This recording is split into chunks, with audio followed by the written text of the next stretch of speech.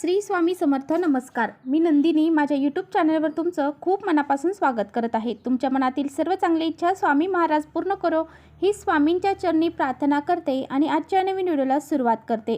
तर उद्या वार आहे बुधवार आणि दिनांक आहे 25 जून. या दिवशी आलेली आहे अमावस्या तिथी. तर ही जी अमावस्या आहे तर ही ज्येष्ठ अमावस्या असणार आहे. तर पहा, प्रत्येक महिन्यामध्ये अमावस्या तिथी येते, परंतु प्रत्येक अमावस्येचं महत्त्व हे वेगवेगळं असतं.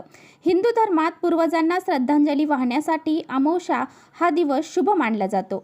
पारंपरिक हिंदू कॅलेंडरच्या प्रत्येक महिन्याच्या अमावस्या तिथीला हा दिवस साजरा केला जातो. अनेक सण आणि व्रताचे पालन देखील अमावस्या तिथीशी संबंधित आहे. तर ही जी अमावस्या आहे तर ती 24 जून रोजी संध्याकाळी 7 वाजता सुरू होणार आहे आणि दुसऱ्या दिवशी संध्याकाळी 4:01 वाजता संपणार आहे. त्यामुळे ही जी तिथी आहे तर ही उदय तिथीनुसार ही जी अमावस्या आहे तर ती 25 जून रोजी साजरी करण्यात येणार आहे.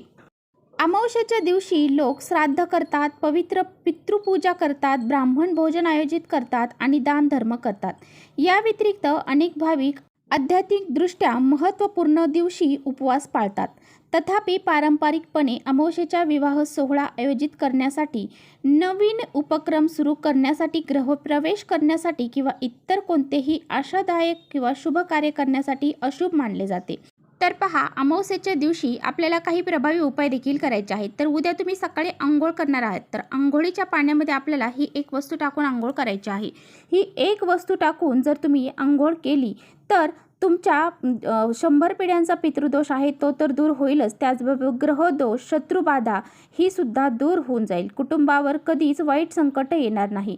त्याचबरोबर 7 पिढ्यांचं दारिद्र्य नष्ट होऊन जाईल आणि तुमच्या जीवनामध्ये जे काही दोष अडचणी असतील त्या संपूर्णपणे दूर होतील, नकारात्मकता दूर होईल. इतका हा प्रभावशाली उपाय आहे. हा उपाय कसा करायचा आहे याबद्दलची संपूर्ण माहिती आजच्या व्हिडिओमध्ये आपण जाणून घेणार आहोत. त्यामुळे तुम्ही कुठे व्हिडिओ स्किप न करता शेवटपर्यंत नक्की बघा, जेणेकरून तुमच्यापर्यंत योग्य ती माहिती पोहोचेल. आपल्या चॅनलवर जर नवीन असाल तर चॅनलला लगेच सबस्क्राईब करा आणि असेच नवनवीन माहितीपूर्ण व्हिडिओ पाहण्यासाठी बेल आयकॉनलाही प्रेस करा. म्हणजे मी जेव्हा कधी नवीन व्हिडिओ अपलोड करते त्यावेळेस तुम्हाला लगेच हा व्हिडिओ मिळेल आणि तुमची एकही व्हिडिओ मिस होणार नाही. तर त्याचबरोबर कमेंट्समध्ये जय माता लक्ष्मी लिहायला अजिबात विसरू नका. तर पहा, अमावस्येच्या दिवशी पितृलोकामध्ये जे आपले पूर्वज आहेत तर त्यांच्यासाठी हे पितृलोकाचा दरवाजा हा उघडा केला जातो आणि ते आपल्या भूतलावरती येत असतात. आणि ज्यावेळेस ते भूतलावरती येतात तेव्हा ते असं पाहतात की आपले जे वंशज आहेत तर ते आपल्यासाठी काय करत आहेत. दर्पण, श्राद्ध यासारख्या गोष्टी जर ते करत असतील तर त्यांना ते कृपा आशीर्वाद देतात. तसेच अमावस्या तिथीला माता लक्ष्मीची पूजा देखील केली जाते. तर पहा, अमावस्या तिथी जी आहे तर या दिवशी अनेक शुभयोग देखील तयार होत आहेत आणि या योगांवरती जर आपण काही प्रभावी उपाय केले तर त्याचे शुभ फळ देखील आपल्याला प्राप्त होते.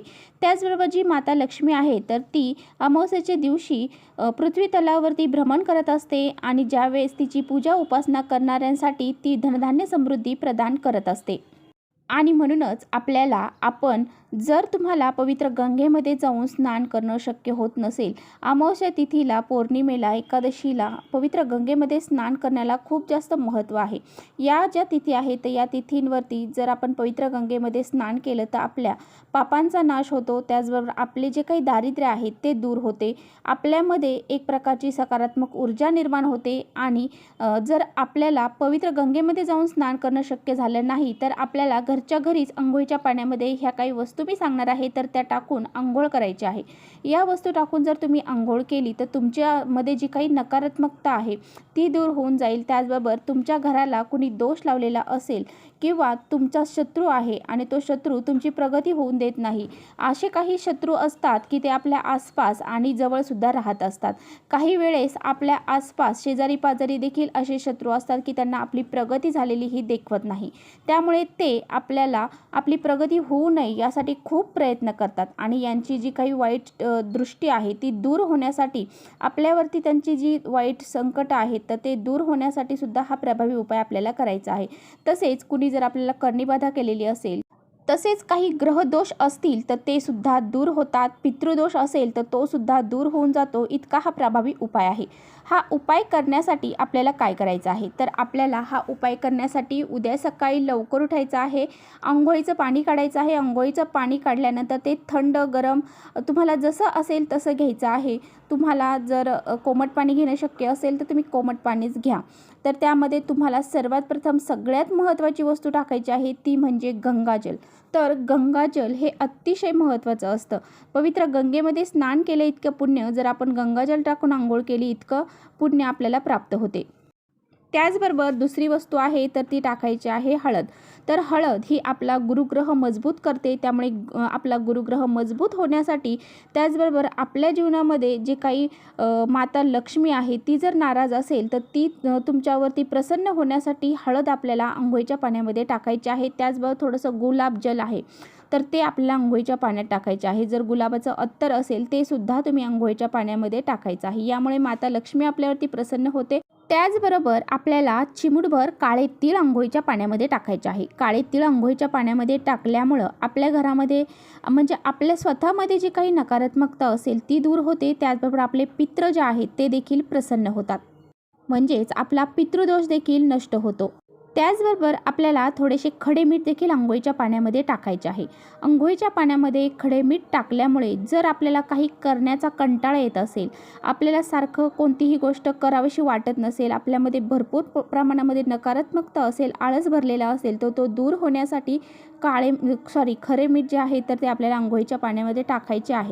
तसेच तुळशीपत्र देखील अंघोळीच्या पाण्यामध्ये आपल्याला एक टाकायचं आहे. तर पहा, तुळशीपत्र अंघोळीच्या पाण्यामध्ये टाकल्याने माता लक्ष्मी आपल्यावरती प्रसन्न होते. कारण तुळशीला साक्षात माता लक्ष्मीचं प्रतीक मानलं जातं. तसेच आपल्यावरती कोणाची शत्रुपीडा असेल तर ती सुद्धा दूर होऊन जाते. त्यामुळे आपल्याला तुळशीपत्र हे अंघोळीच्या पाण्यामध्ये टाकायचं आहे. अशा पद्धतीने ज्या काही वस्तू मी तुम्हाला सांगितल्या आहेत या वस्तू अंघोळीच्या पाण्यामध्ये टाकून अंघोळ ही करायची आहे.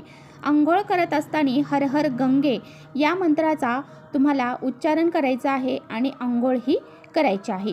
प्रथम मग भरून घ्यायचा आहे तो आपल्या उजव्या खांद्यावरती, दुसरा मग भरून घ्यायचा आहे डाव्या खांद्यावरती. अशाच पद्धतीने अंघोळ ही करायची आहे. अंघोळ करून झाल्यानंतर स्वच्छ कपडे परिधान करायचे आहेत आणि त्यानंतर तुम्हाला एका तांब्यामध्ये स्वच्छ पाणी भरून घ्यायचं आहे. आपल्या देवघरातील देवांची पूजा करून घ्यायची आहे आणि त्या तांब्यामध्ये तुम्हाला थोडंसं कच्चं दूध आणि थोडेसे काळे तीळ आणि थोडासा गूळ हे टाकून तुम्हाला जे तुमच्या घराजवळ पिंपळाचं झाड असेल तर त्या पिंपळाच्या झाडाला अर्पण करायचं आहे. असं केल्याने तुमच्यावरती कितीही कठीणातील कठीण पितृदोष असू द्या तो नक्की दूर होऊन जातो. असं अर्घ आपल्याला पिंपळाच्या झाडाला द्यायचं आहे आणि पिंपळाच्या झाडाखाली मोहरीच्या तेलाचा दिवा हा लावायचा आहे. असं केल्याने तुमचा 100 पिढ्यांचा पितृदोष नष्ट होतो. त्याचबरोबर तुमच्या घराची, मुलांची, पतीची खूप सारी प्रगती होते. तर हा एक उपाय देखील आपल्याला करायचा आहे. तर चला इथेच थांबवते माझा व्हिडिओ थोडा जरी आवडला असेल तर नक्की लाईक करा. चॅनलवर नवीन असाल तर चॅनलला सबस्क्राईब करा. परत भेटूया अशा छानशा व्हिडिओसोबत. तोपर्यंत श्री स्वामी समर्थ.